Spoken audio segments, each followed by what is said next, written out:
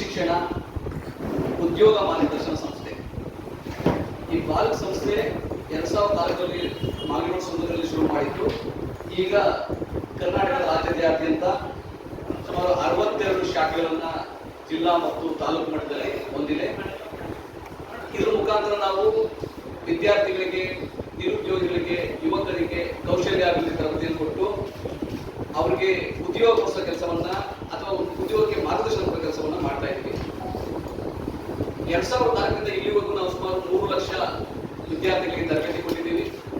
ಸುಮಾರು 60,000 ವಿದ್ಯಾರ್ಥಿಗಳಿಗೆ ನಾವು ಉದ್ಯೋಗವನ್ನ ಕೊಡಿಸಿದ್ದೀವಿ. ಅದು ಉಚಿತವಾಗಿ, ಯಾವುದೇ ಶುಲ್ಕ ಇಲ್ಲದೆ.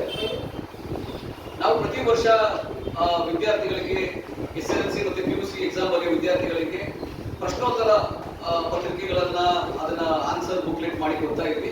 ಆದ್ರೆ ಕೆಲವು ವರ್ಷಗಳಿಂದ ಕರ್ನಾಟಕ ಸರ್ಕಾರನೇ ಅದನ್ನು ಕೊಡ್ತಾ ಇರೋದ್ರಿಂದ ನಾವು ಅದನ್ನು ನಿಲ್ಲಿಸಿದ್ದೀವಿ.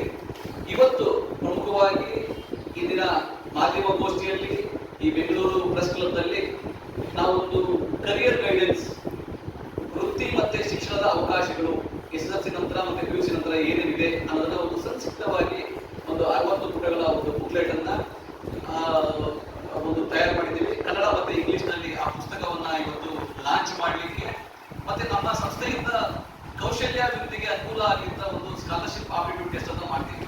ಅದನ್ನ ಈ ವರ್ಷ ಮಾರ್ಚ್ 22ನೇ ತಾರೀಕು ಮತ್ತೆ ಏಪ್ರಿಲ್ 5ನೇ ತಾರೀಕು ಆ ಟೆಸ್ಟ್ ಅನ್ನು ಇಟ್ಕೊಂಡಿದ್ದೀವಿ. ಯಾವುದೇ SSLC ಮತ್ತೆ PUC ಬರೀತಾ ಇರ್ತಕ್ಕಂಥ ವಿದ್ಯಾರ್ಥಿಗಳು ತಮ್ಮ ಪರೀಕ್ಷೆಯ ನಂತರ ಒಂದು ಈ ಟೆಸ್ಟ್ ನಲ್ಲಿ, ಉಚಿತವಾದ ಈ ಟೆಸ್ಟ್ ನಲ್ಲಿ, ಆಪ್ಟಿಟ್ಯೂಡ್ ಟೆಸ್ಟ್ ನಲ್ಲಿ ಭಾಗವಹಿಸಬಹುದು.